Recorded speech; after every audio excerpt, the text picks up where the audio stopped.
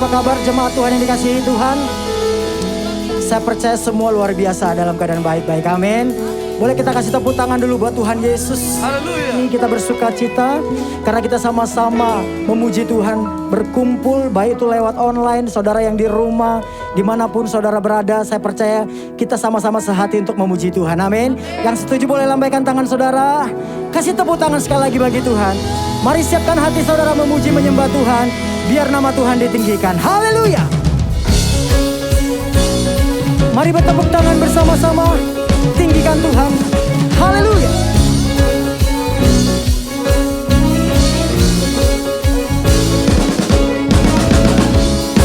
Sebab Dia Yesus yang tidak tertandingi, kuasanya lebih dari apapun. Haleluya.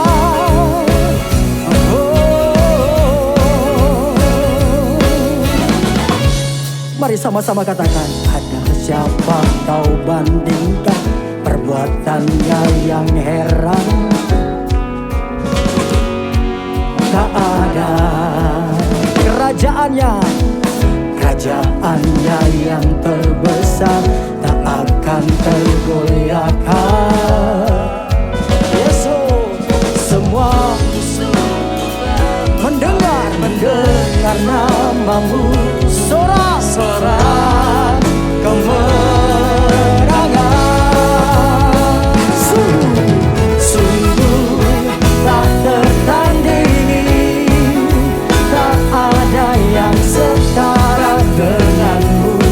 Hanya Yesus Tuhanlah yang terhebat, jauh melebihi dari penguasa di dunia. Kerajaanmu kekal.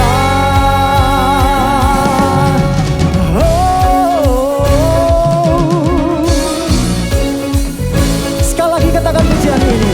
Pada siapa kau bandingkan perbuatannya yang heran? Katakan tak ada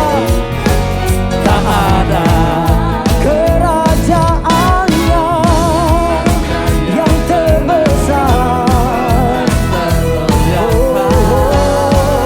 Semua musuh gemetar, semua musuh pun gemetar mendengar namamu.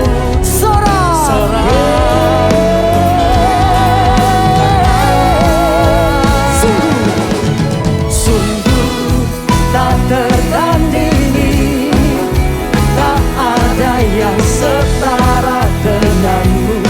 Hanya Yesus Tuhanlah yang terhebat, jauh melebihi dari penguasa di dunia. Kerajaanmu kekal. Yuk tepuk tangan sekali lagi bersama-sama. Saya rindu kita memuji Tuhan sekali lagi. Amin. Bapak Ibu yang di rumah semangat. Pada siapa kau bandingkan perbuatannya yang heran? Katakan tak ada kerajaannya tak akan. Katakan semua musuh pun gemetar, semua musuh pun gemetar mendengar namamu Tuhan. Sorak kemenangan. Come on worshiper.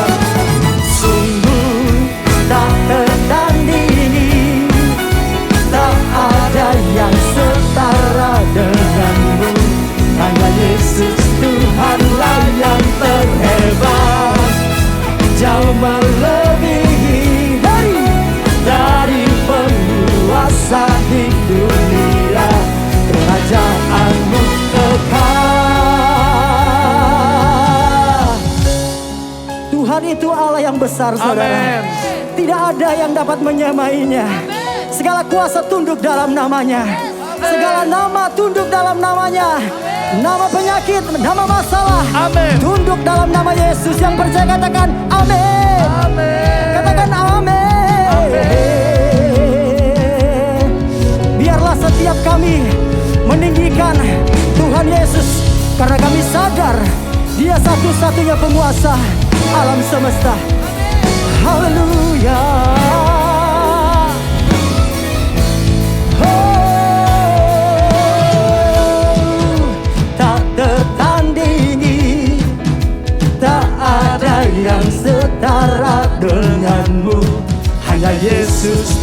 Tuhanlah yang terhebat, jauh melebihi dari penguasa di dunia. Kerajaan-Mu kekal, sungguh tak tertandingi, tak ada yang setara denganmu. Hanya Yesus Tuhanlah yang terhebat, jauh melebihi dari penguasa di dunia. Boleh sekali lagi, drum katakan sungguh, yo sungguh tak tertandingi. Amin. Tak ada. Mari Bapak Ibu di rumah sama-sama akui, hanya Yesus. Yesus Tuhanlah yang terhebat, jauh melebihi dari penguasa di dunia. Kerajaan, sekali lagi katakan sungguh tak tertandingi, tak ada yang setara denganmu. Hanya Yesus Tuhanlah yang terhebat, jauh melebihi dari penguasa di dunia. Kerajaan-Mu kekal. Amin. Boleh kasih tepuk tangan bagi Allah kita yang dahsyat. Katakan haleluya. Yuk kasih tepuk tangan buat Allah kita yuk. haleluya, Boleh katakan haleluya. haleluya. Berapa banyak saudara percaya bahwa Allah kita tidak tertandingin? Boleh lambaikan tangan saudara. Kasih tepuk tangan sekali lagi bagi Tuhan. Bukankah Dia Tuhan yang mempunyai segalanya, bahkan kehidupan kita Tuhan yang punya. Amin saudara. Oleh sebab itu jangan khawatir, jangan takut. Serahkan segala kekhawatiranmu kepada Tuhan, sebab Dia yang bertindak kepadamu. Amin saudara. Mari angkat tanganmu saudara, terus nikmati hadirat Tuhan. Siapkan hatimu menyembah Tuhan. Terima kasih Tuhan Yesus.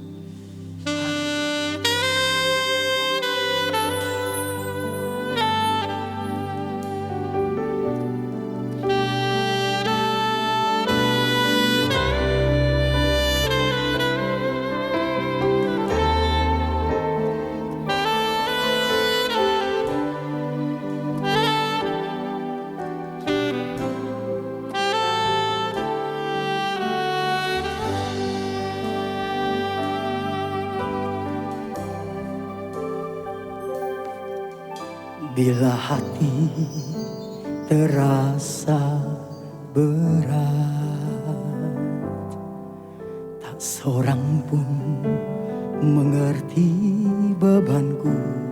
Ku tanya Yesus, apa yang harus ku buat?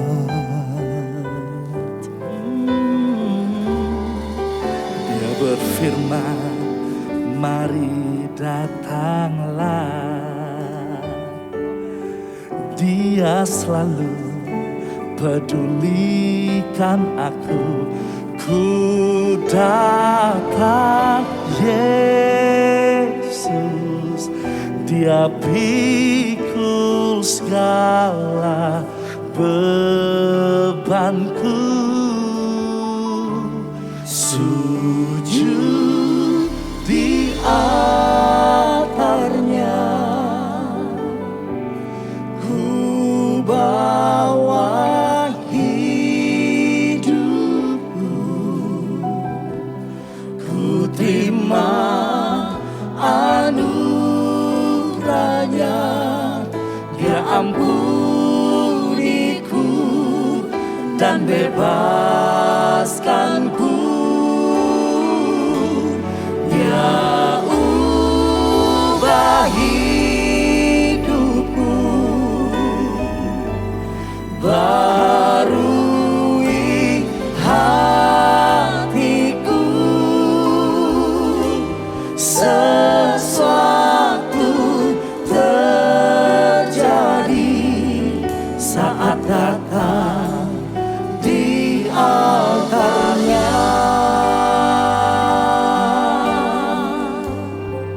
Sama-sama katakan. Bila hati terasa berat, tak seorang pun mengerti bebanku. Ku tanya Yesus, apa yang harus ku buat? Dia berfirman, mari datanglah. Dia selalu pedulikan aku. Ku datang Yesus, Dia pikul segala bebanku. Sujud di altarnya, ku bawa hidupku.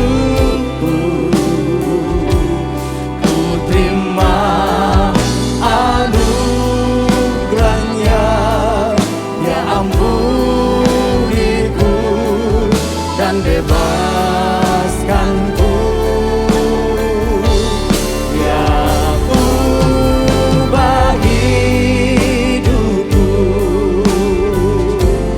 barui hatiku. Sesuatu terjadi saat datang di altarnya.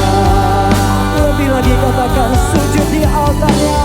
Sujud di altarnya, ku bawa hidupku. Ku terima anugerahnya, Dia ampuniku dan bebaskanku. Dia ubah hidupku, barui hatiku. Sesuatu terjadi saat datang di altarnya.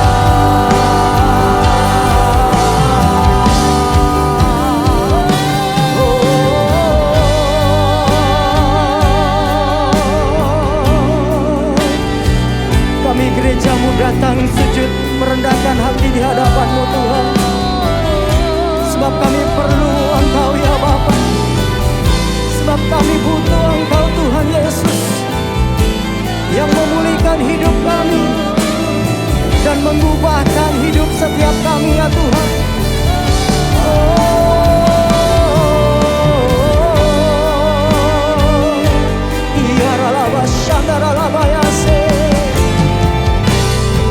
Biarlah Tuhan di tahun integritas ini Tuhan, hidup kami semakin diubahkan. Di tahun integritas ini Tuhan, hidup kami semakin dipulihkan dan diubahkan menjadi seperti Engkau Tuhan. Mari lebih sungguh lagi sama-sama kita angkat kedua tangan kita. Sujud di altarnya, ku bawa hidupku. Ku terima anugerahnya, Dia ampuniku dan bebaskanku. Dia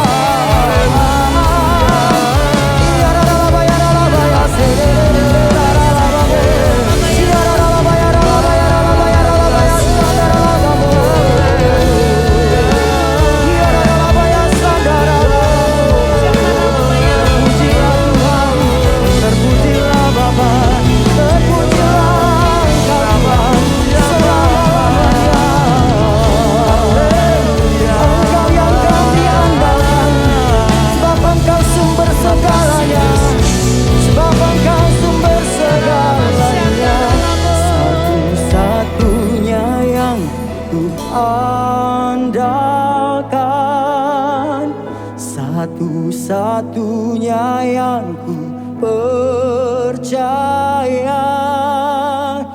Engkau sumber kekuatan, sumber pengharapan, sumber kedamaian. Katakan, satu-satunya yang ku andalkan, satu-satunya yang ku percaya. Engkau Tuhan memberkati, Tuhan penyembuhku, Tuhan pemulihku. Mari bersama-sama Bapak Ibu yang di rumah, kita sama-sama katakan, satu-satunya yang ku andalkan, satu-satunya yang ku percaya. Engkau sumber kekuatan, sumber pengharapan, sumber kedamaian. Satu-satunya yang ku andalkan, satu-satunya yang ku percaya. Engkau Tuhan memberkati, Tuhan penyembuhku, Tuhan pemulih. Mari jemaat Tuhan, mari jemaat Tuhan berseru kepada Tuhan. Satu-satunya yang ku andalkan, Dia kekuatanmu. Satunya yang ku percaya. Engkau sumber kekuatan, sumber pengharapan, sumber kedamaian. Satu-satunya yang ku andalkan,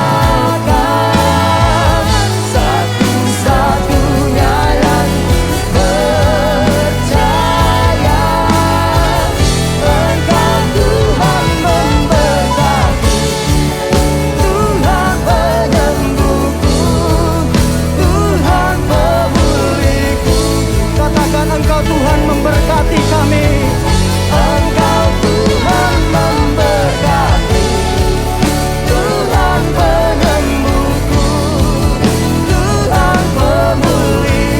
Katakan, Engkau Tuhan memberkati, menyembuhkan, memulihkan kami. Engkau Tuhan memberkati, Tuhan penyembuhku, Tuhan pemulihku.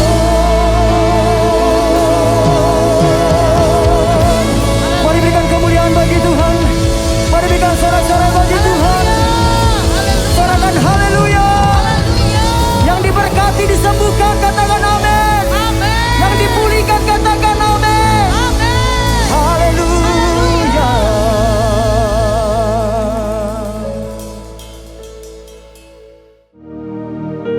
5 arti Pentakosta ketiga.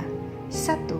Pentakosta ketiga adalah pencurahan Roh Kudus yang dahsyat di zaman ini melebihi yang terjadi di Azusa Street.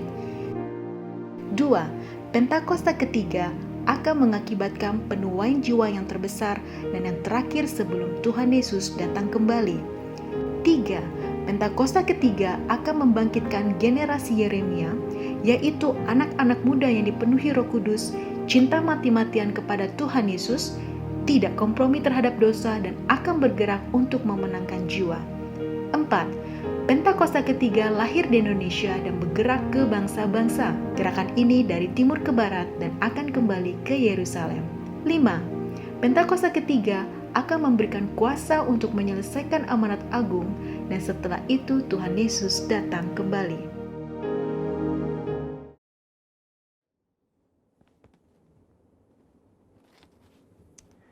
Shalom semuanya. Di dalam Voice of Pentecost hari ini, kita akan membahas seorang tokoh yang luar biasa di dalam Alkitab. Dia adalah Musa. Terbukti 65 kali Alkitab mencatat bahwa Tuhan berbicara dan berfirman kepada Musa. Dan tidak ada nabi lain di dalam Alkitab yang sama seperti Musa. Nah, bukankah sebagai seorang percaya kita rindu untuk terus intim dan dapat bercakap-cakap dengan Tuhan? Karena itu, mari kita sama-sama mempelajari beberapa kualitas dari seorang nabi yang sangat menginspirasi dari zaman ke zaman secara singkat. Yang pertama, Musa memilih hidup dalam kebenaran. Dalam Ibrani 11 ayat 24-26 dijelaskan, karena iman, maka Musa setelah dewasa menolak disebut anak putri Firaun. Karena ia lebih suka menderita sengsara dengan umat Allah daripada untuk sementara menikmati kesenangan dari dosa. Ia menganggap penghinaan karena Kristus sebagai kekayaan yang lebih besar daripada semua harta Mesir. Sebab pandangannya ia arahkan kepada upah. Yang kedua, Musa rela diproses Tuhan. Setelah Musa melarikan diri dari tanah Mesir, ia hidup dengan sangat berbeda di tanah Midian sebagai pendatang. Selain itu, Musa juga mengalami perjumpaan pribadi dengan Tuhan dan mengenal Allah secara pribadi. Pengalaman-pengalaman ini adalah proses yang Musa jalankan untuk mempersiapkan dirinya menjadi pemimpin atas umat pilihan Tuhan. Musa meresponi perintah Tuhan untuk membawa dan mengajar bangsa Israel hidup dalam destiny yang sudah Tuhan tetapkan, yaitu menjadi bangsa yang sulung, yang akan beribadah kepada Tuhan dan yang akan melahirkan juru selamat. Musa sadar bahwa kehidupan dan apapun yang ia miliki adalah untuk menghidupi panggilannya. Yang ketiga, Musa taat penuh kepada Tuhan. Ketaatan adalah suatu ciri khas kepemimpinan dan gaya hidup dari Musa. Saat ia menerima perintah atau firman dari Tuhan, ia akan sampaikan kepada banyak orang. Dan setelah itu, ia pastikan agar perintah itu dilakukan dengan baik. Dalam berbagai kesempatan, Musa hanya mau mengambil tindakan jika memang Tuhan perintahkan demikian. Ini adalah suatu sikap penundukan diri yang luar biasa kepada Tuhan. Musa selalu menempatkan Tuhan sebagai pemimpin utama atas bangsa Israel, dan ia sebagai hambanya. Yang keempat, Musa selalu ingin adanya penyertaan Tuhan.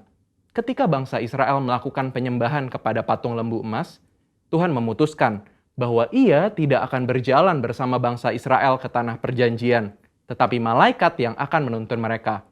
Apa reaksi Musa? Dia menolak untuk dituntun oleh malaikat, tetapi hanya mau dituntun oleh Tuhan. Musa bahkan menolak untuk disuruh berangkat dari padang gurun Sinai ke tanah perjanjian jika bukan Tuhan sendiri yang memimpin dia dan bangsa Israel. Musa menunjukkan bahwa bagi dia, penyertaan Tuhan adalah segala-galanya. Yang kelima, Musa mengejar hadirat Tuhan sekalipun ada resiko. Musa pernah meminta untuk melihat Tuhan di dalam kemuliaannya. Pada zaman itu, permintaan ini sangat beresiko, karena siapapun yang melihat Tuhan beresiko mati, karena karya salib Kristus belum terjadi. Pendeta Tommy Tenney dalam buku God Chaser menuliskan, bahwa jika kita ingin benar-benar melihat Tuhan, kita harus siap mati. Mati atas keinginan duniawi, mati atas hasrat dosa, dan hidup bagi Kristus. Yang keenam, Musa bersyafaat bagi bangsanya. Salah satu tindakan Musa ketika Tuhan begitu marah kepada bangsa Israel yang melakukan dosa adalah dia bersyafaat bagi bangsa Israel. Bersyafaat artinya berdiri di hadapan Allah, memohonkan doa secara sungguh-sungguh bagi orang-orang tertentu. Tindakan syafaat Musa akhirnya membuat Tuhan mengubah keputusannya.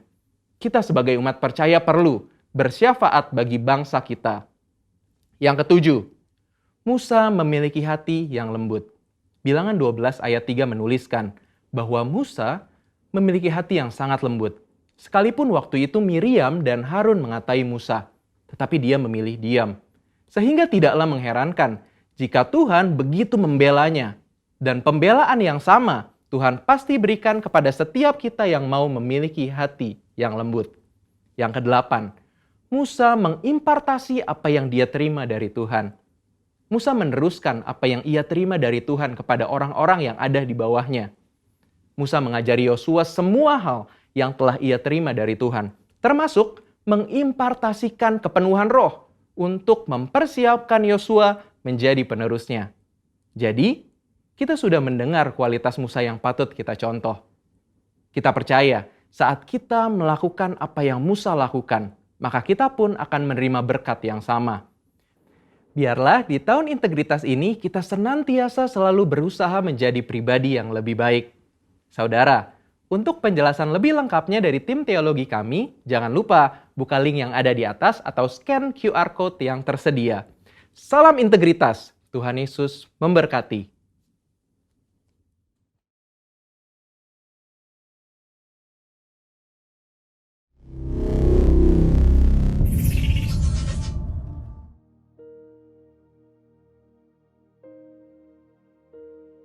Shalom Bapak Ibu, apa kabarnya semua? Luar biasa saya percaya. Kita memasuki bulan yang baru dalam bulan Maret. Nah, pada minggu yang pertama ini Bapak Ibu kita ingin mendengarkan kebenaran firman yang saya rasa pantas dan patut untuk kita renungkan. Kenapa? Karena dalam minggu ini kita juga memperingati 1 tahun pandemi COVID-19 masih ada di Indonesia. Karena itu dalam kesempatan ini saya juga ingin mengajak kita semua untuk tetap mempraktekkan Bapak Ibu menjaga jarak, mencuci tangan, memakai masker, menghindari kerumunan, mengurangi mobilitas, dan mempersiapkan diri untuk divaksin.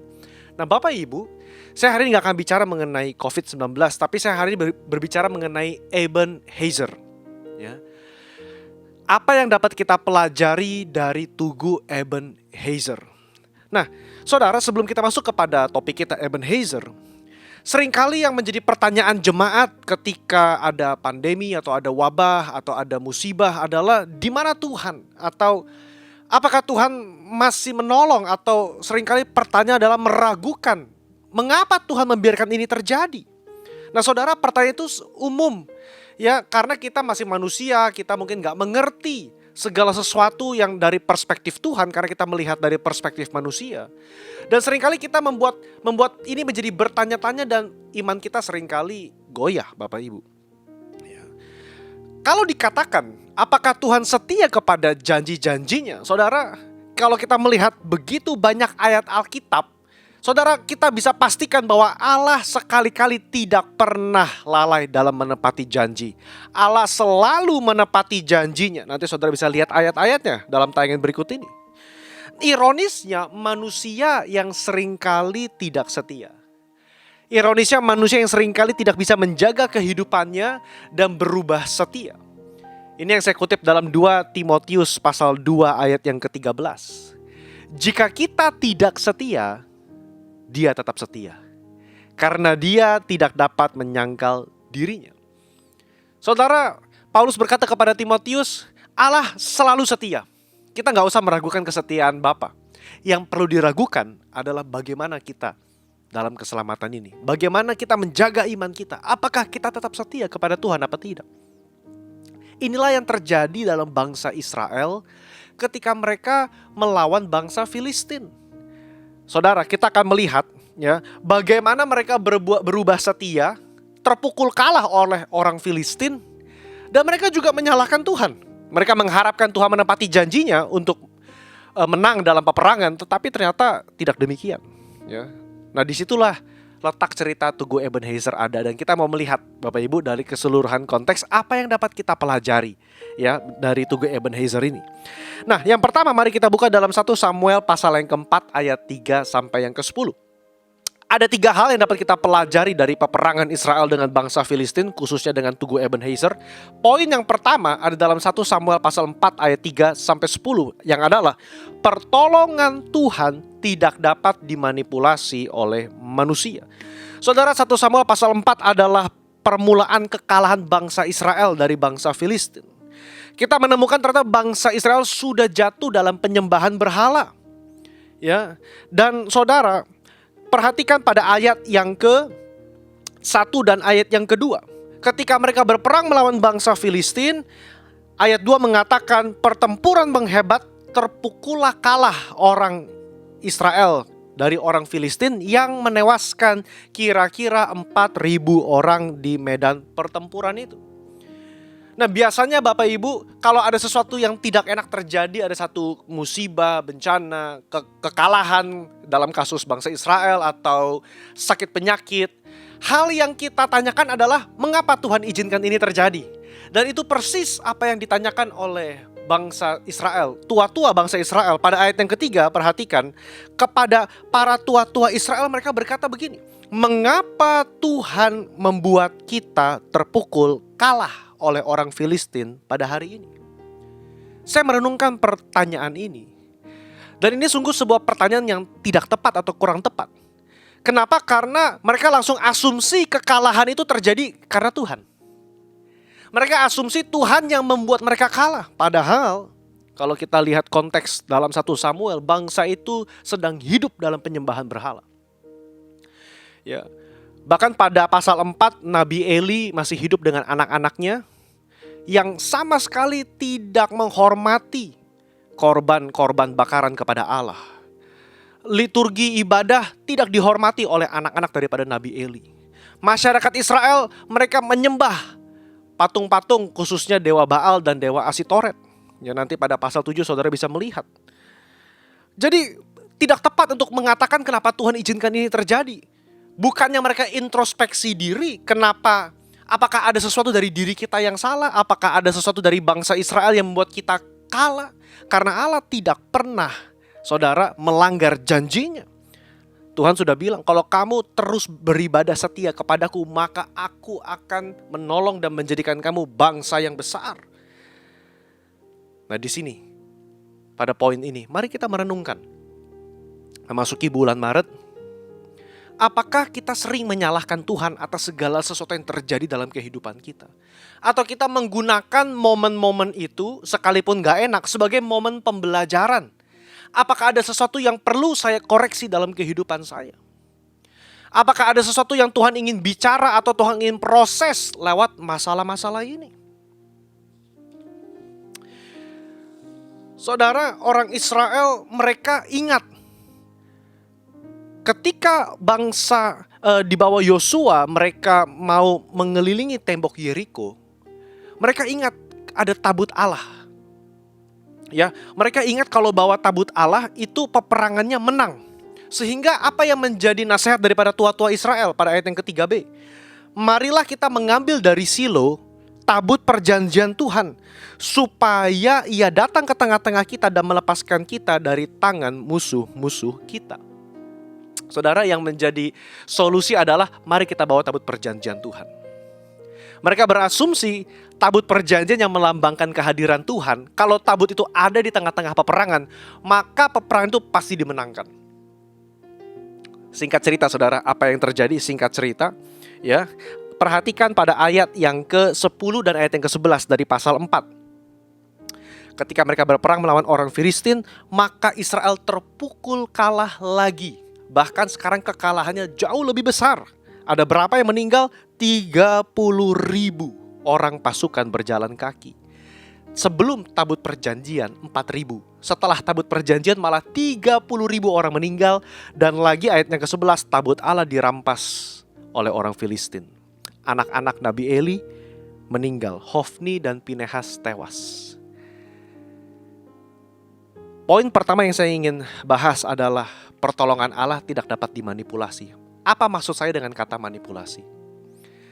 Saudara, orang Israel asumsi, mereka kira dengan adanya tabut perjanjian Allah pasti menolong.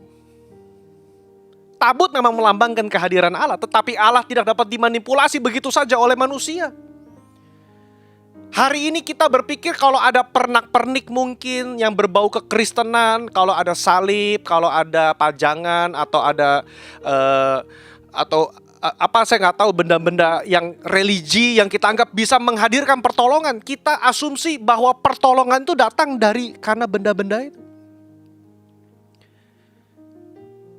Hari ini kita memperingati perjamuan kudus yang dilambangkan oleh roti dan anggur. Banyak orang menganggap hal itu sebagai satu hal yang mistik. Mereka bukan menaruh iman pengharapan kepada tubuh dan darah Yesus yang dihadirkan dalam perjamuan kudus, tetapi semata-mata imannya kepada roti dan anggur sebagai anti bala, anti hal-hal buruk terjadi, sebagai tanda kutip, mohon maaf, kayak jimat. Nah saudara, Pertolongan Allah nggak bisa dimanipulasi seperti itu. Pengharapan kita bukan kepada benda-benda. Pengharapan kita hanya kepada Tuhan, katakan amin. Ini tabut perjanjian, saudara, nggak main-main. Itu betul-betul melambangkan kehadiran Allah. Tetapi Allah tidak mengizinkan dirinya dipermainkan seperti itu. Yang meninggal 30.000 orang, 26.000 lebih banyak dibanding kekalahan yang pertama. Harusnya mereka berpikir, para tua-tua Israel, apa yang terjadi? Apakah ada sesuatu yang salah dalam diri kita? Mari kita buka Yesaya pasal 59 ayat yang kedua. Yesaya 59 ayat yang kedua. Saya bacakan. Tetapi yang menjadi pemisah antara kamu dan Allahmu ialah segala kejahatanmu. Dan yang membuat dia menyembunyikan diri terhadap kamu sehingga ia tidak mendengar ialah segala dosamu. Ketimbang umat Israel, mereka berdoa minta ampun, berkabung untuk dosa-dosa mereka. Enggak tuh, saudara. Tidak ada kata sama sekali mereka bertobat dalam pasal yang keempat. Jadi, poin yang pertama, kita nggak bisa manipulasi pertolongan Tuhan. Nah saudara, mari kita lengkap 3 pasal. Dari pasal 4 sampai pasal 7. Karena pasal 5 dan pasal 6 berbicara mengenai tabut perjanjian dalam kehidupan bangsa Filistin. Saya nggak mau bahas itu.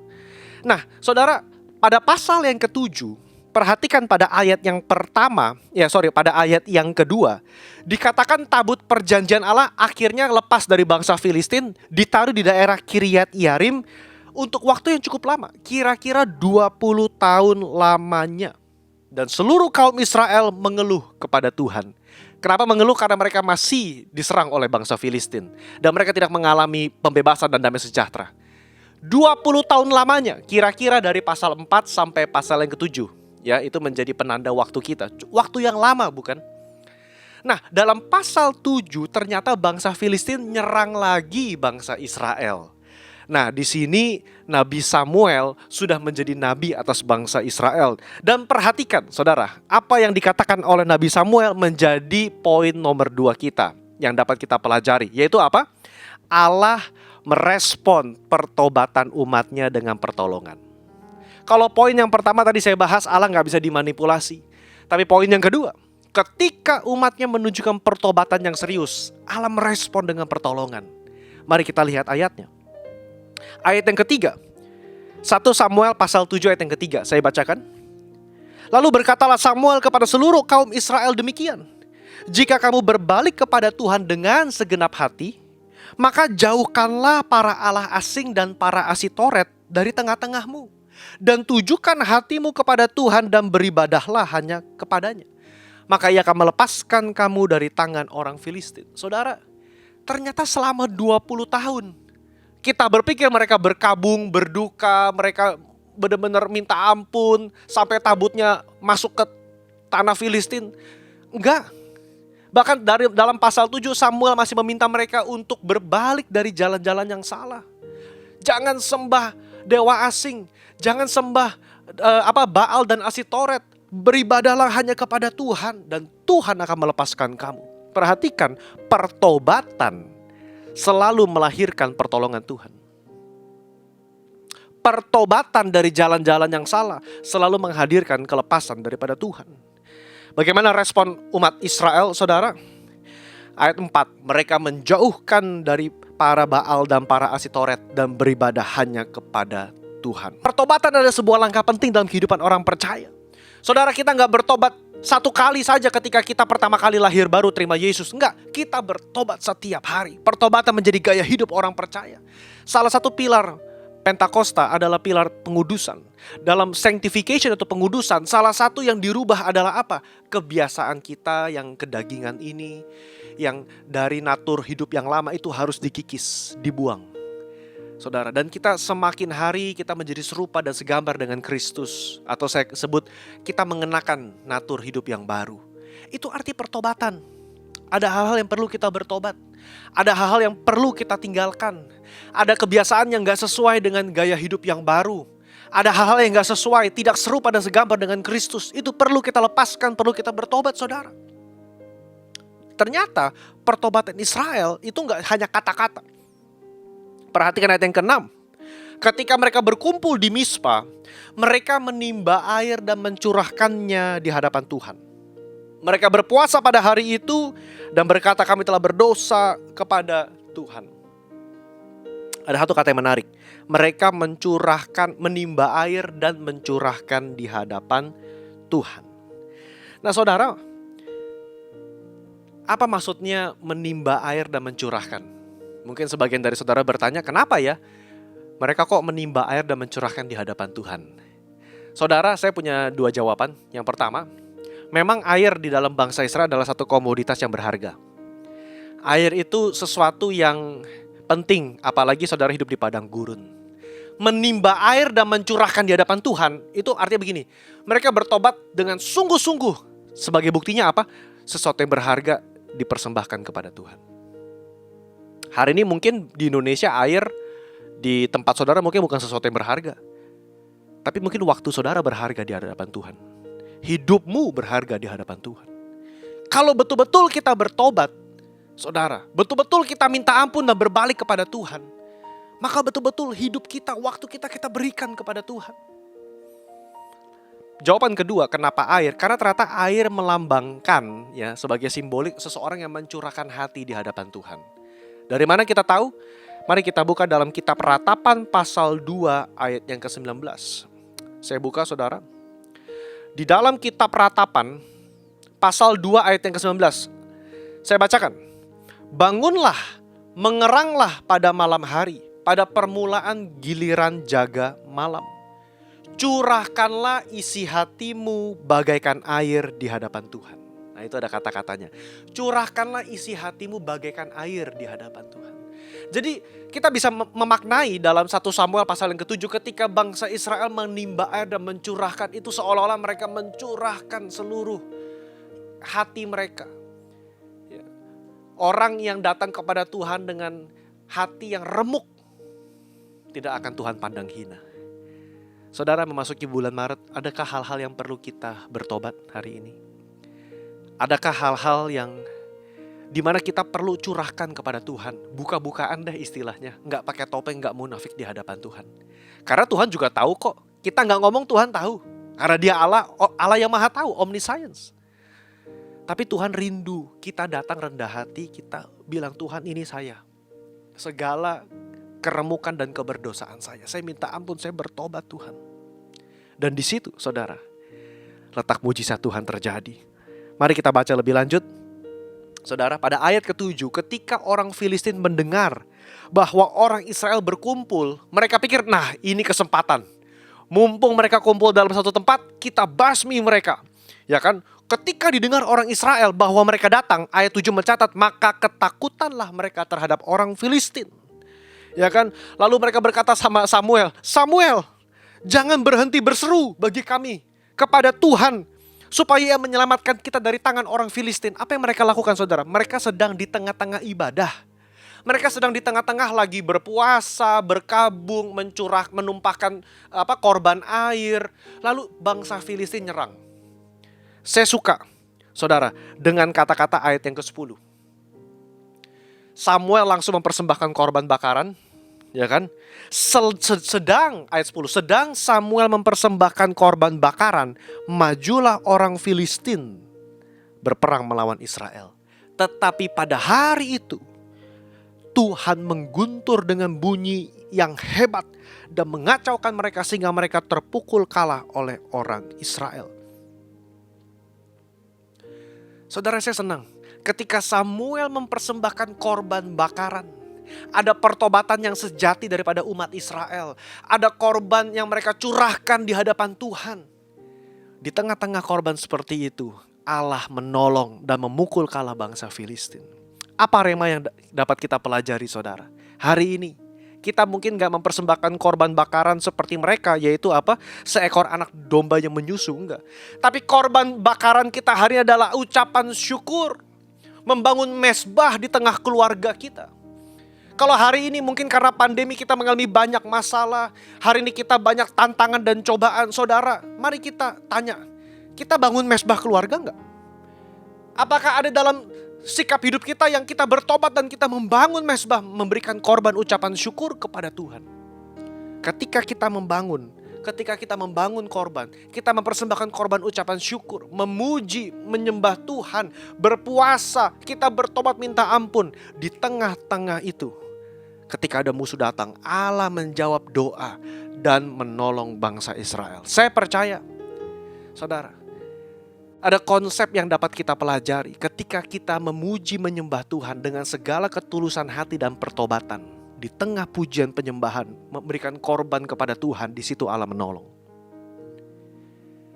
Mari, hari ini jadikan hari keselamatan. Hari adalah hari pertobatan. Mari kita sama-sama memuji menyembah Tuhan, ucapkan korban syukurmu kepada Tuhan. Lalu kita bilang, Tuhan tolong, Tuhan tolong.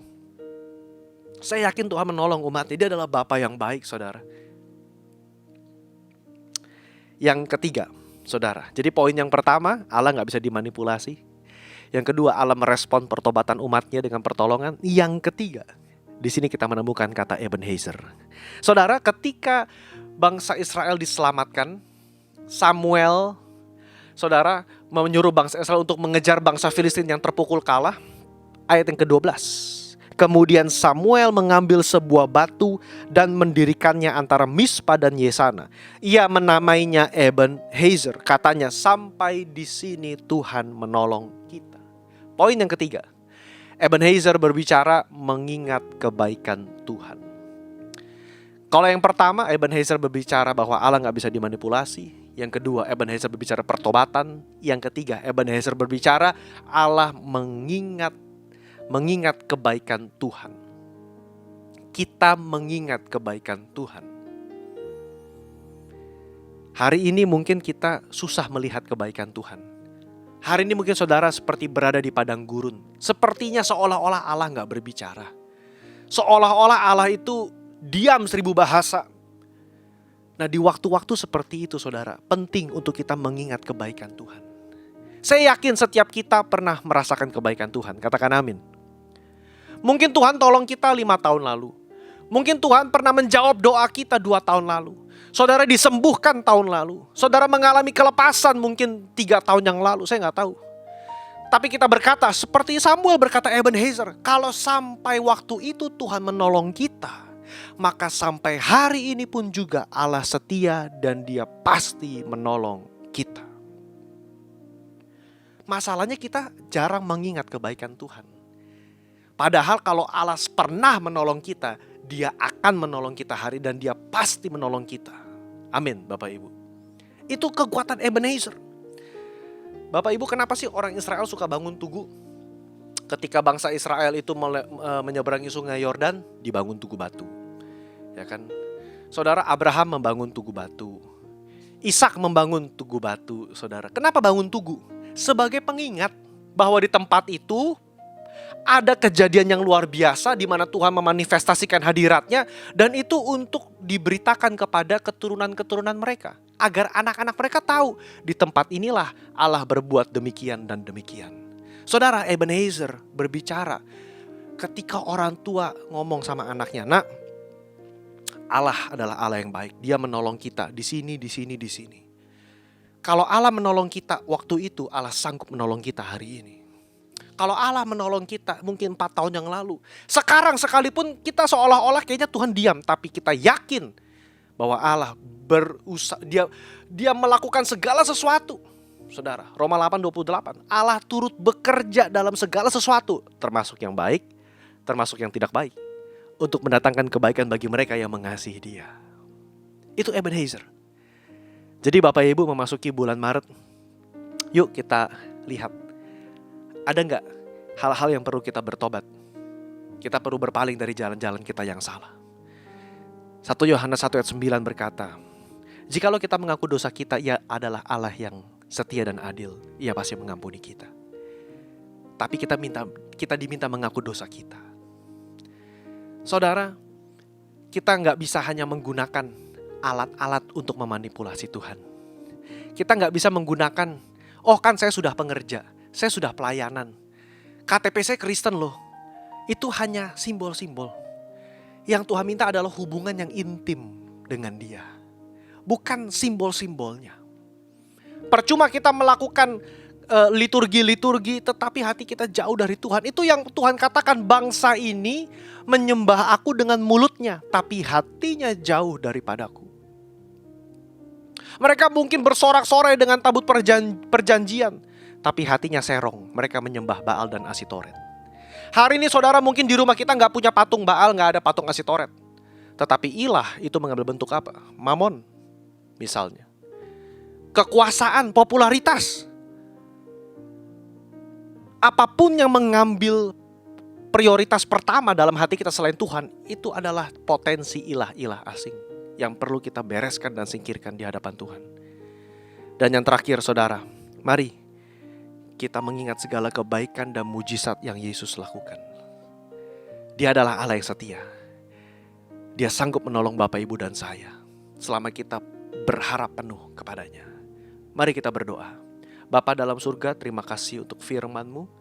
Sebelum kami masuk dalam perjamuan kudus, biarlah kami mengambil momen ini untuk minta ampun sama Tuhan, untuk bertobat dari jalan-jalan kami yang salah. Bapak, Ibu, sebelum kita masuk dalam perjamuan kudus, mari kita ambil momen ini untuk kita betul-betul minta ampun sama Tuhan. Kita bertobat sama Tuhan. Kita akui kesalahan kita di hadapan Tuhan. Kita bilang, Tuhan ampuni saya. Ampuni saya Tuhan Yesus. Biarlah saya boleh makan dan minum dengan cara yang benar. Ibu, mari kita masuk dalam perjamuan kudus. Mari kita angkat roti di tangan kanan kita tinggi. Dan kita dengar kebenaran firman Tuhan. Sebab apa yang telah kuteruskan kepadamu telah aku terima dari Tuhan. Yaitu bahwa Tuhan Yesus pada malam waktu ia diserahkan mengambil roti. Sesudah itu ia mengucap syukur atasnya. Ia memecahkannya dan berkata, inilah tubuhku yang diserahkan bagi kamu. Perbuatlah ini menjadi peringatan akan aku. Bapak Ibu yang sangat dikasihi Tuhan. Bukankah roti yang kita pecah-pecahkan ini adalah persekutuan dengan tubuh Kristus? Amin. Mari kita makan dalam nama Tuhan Yesus.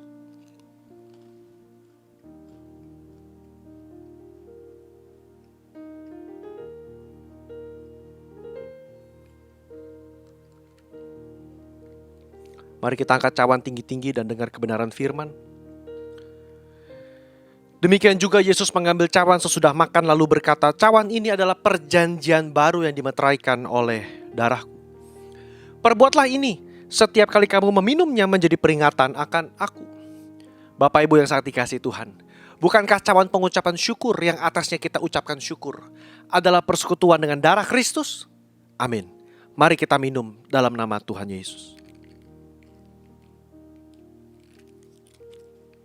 Mari letakkan cawan saudara dan kita mengucap syukur dengan suara terbuka. Kepada tim pujian penyembahan dipersilahkan.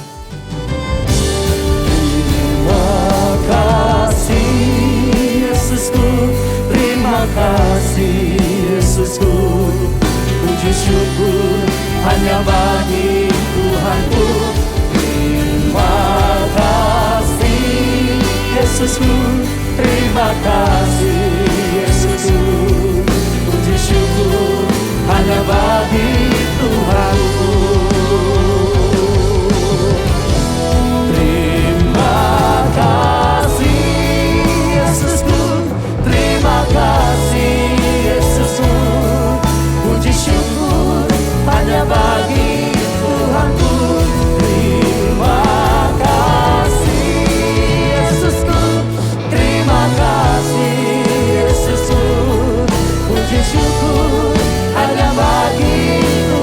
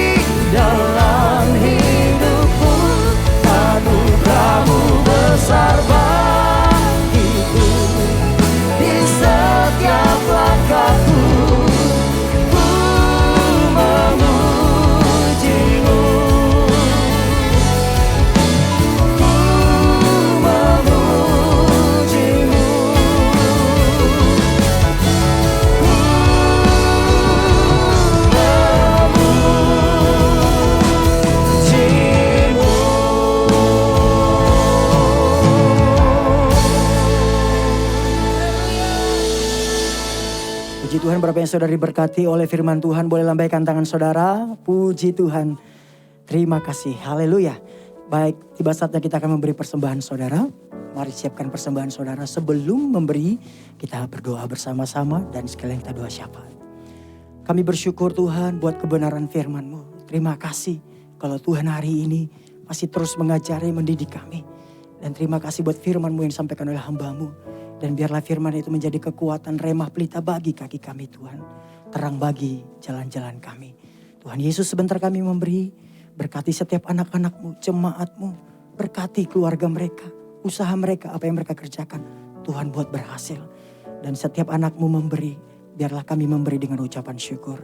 Dalam nama Yesus. Kami berdoa Tuhan Yesus. Buat bangsa dan negara kami. Kami bawa bangsa kami ke dalam tangan-Mu. Diberkatilah Indonesia. Diberkatilah Indonesia. Diberkatilah presiden kami dan wakil presiden yang ada. Diberkatilah Tuhan seluruh pemerintahan yang ada di Indonesia. Terima kasih, jagai Indonesia Tuhan. Sehatkan Indonesia, pulihkan Indonesia. Baik masyarakatnya Tuhan, baik ekonominya, pertahanannya, keamanannya. Tuhan berkati. Terima kasih, berkati Jakarta, kota kami tercinta. Diberkatilah Jakarta, diberkatilah kota kami Jakarta.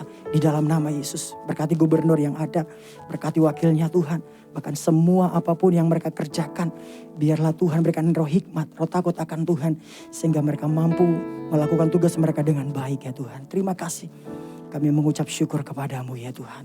Kami bawa Tuhan gembala sidang kami Bapak Niko, Bapak Insir Niko Nyotor Harjo ke dalam tangan-Mu. Berkati hamba-Mu bersama ibu dan keempat wakilnya Tuhan, berkati. Di dalam nama Yesus. Secara khusus kami berdoa buat gembala kami di tempat ini. Buat Bapak Pendeta Samuel Gunawan. Berkati hamba-Mu bersama Ibu Koni. Berkati keluarga besar hamba-Mu ya Tuhan.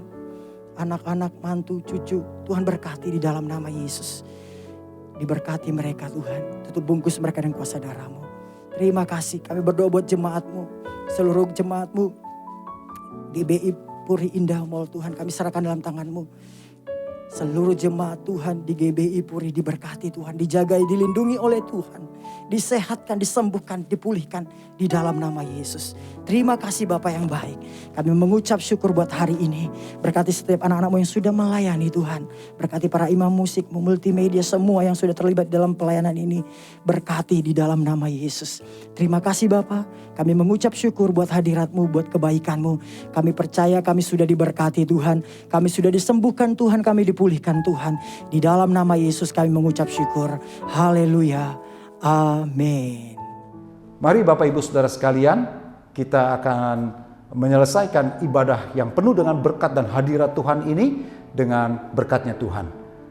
Kita angkat tanganmu, buka hatimu, dan arahkan pikiranmu kepada Yesus Kristus Tuhan dan Juru Selamat yang hidup. Di dalam nama Bapa dan Anak dan Roh Kudus, dalam nama Tuhan kami Yesus Kristus yang hidup, umat pilihan Tuhan, kekasih-kekasihnya Tuhan, bawalah damai dan sejahtera yang berlimpah, cinta kasih dan anugerah Tuhan yang tidak pernah habisnya menyertai kemanapun kau pergi. Sehingga apa saja yang tanganmu kerjakan, dia buat jadi baik dan berhasil. Kemanapun kau melangkah, dia menyertai engkau dengan keberuntungannya. Agar lewat itu nama Tuhan Yesus Kristus dipermuliakan dan hidupmu jadi berkat buat banyak orang lain yang berkekurangan. Dalam keluargamu, di gereja, di kota ini, Jakarta, Indonesia, bahkan dimanapun Tuhan menempatkanmu, mulai hari ini sampai selamanya. Yang percaya, sama-sama kita berkata, amin. Haleluya, puji Tuhan. Shalom jemaat yang terkasih dalam Tuhan, berikut pengumuman seluruh kegiatan GBI Puri Indah. Bagi saudara yang belum tergabung dalam KUL GBI Puri Indah dan rindu untuk berkumpul, bersekutu, dan berkomunitas bersama, saudara dapat menghubungi kami di dalam call center yang tertera di layar saudara. Bagi saudara yang ingin berpartisipasi dalam GBI Puri Indah Peduli, saudara dapat menabur melalui rekening diakonia berikut ini. Mari nikmati hadirat Tuhan di rumah saudara setiap hari Selasa melalui ibadah Encounter Night yang akan diadakan secara langsung di YouTube GBI Puri Indah. Dan bagi saudara yang ingin didoakan, dapat mengirimkan doa saudara ke nomor 0815 1351 7082 atau melalui live chat di YouTube GBI Puri Indah. Ibadah wanita Women in Christ diadakan setiap hari Kamis pukul 10 pagi di YouTube GBI Puri Indah. Ibadah online GBI Puri Indah dapat saudara saksikan pada hari Minggu pukul 8 dan 10 pagi. Saudara dapat mengakses melalui gbipuriindah.online.church. Kami juga menyediakan ibadah live melalui aplikasi Zoom setiap hari Minggu pukul 10 pagi. GBI Puri Indah juga menyediakan ibadah DNA Kids setiap hari Minggu pukul 8 pagi hanya di YouTube GBI Puri Indah. Ibadah Youth DNA Community diadakan melalui aplikasi Zoom setiap hari Minggu pada pukul 10 pagi dan untuk informasi dapat dilihat melalui Instagram @dna.community. Puri Indah Marketplace adalah katalog usaha seluruh anggota KUL GBI Puri Indah. Bagi saudara yang ingin mendapatkan informasi lebih lanjut, dapat mengakses melalui Instagram @puriindah.marketplace. Persembahan dan perpuluhan GBI Puri Indah dapat dilakukan melalui transfer ke nomor rekening yang tertera di layar saudara atau dengan digital payment dengan menggunakan QR Code. Apabila saudara sudah memberikan persembahan atau perpuluhan, diharapkan dapat memberikan bukti transfer ke nomor berikut ini. Bagi saudara yang ingin dilayani seperti konseling, baptisan, kedukaan, atau pelayanan jemaat lainnya, saudara dapat scan barcode berikut ini. Semua kegiatan GBI Puri Indah dapat dilihat melalui website resmi kami di www.gbipuriindah.com dan saudara dapat mendownload aplikasi GBI Puri Indah di Play Store handphone saudara. Apabila ada pertanyaan yang ingin saudara sampaikan, dapat menghubungi di nomor 0852 1000 6544. Demikian informasi yang kami sampaikan. Terima kasih dan Tuhan Yesus memberkati.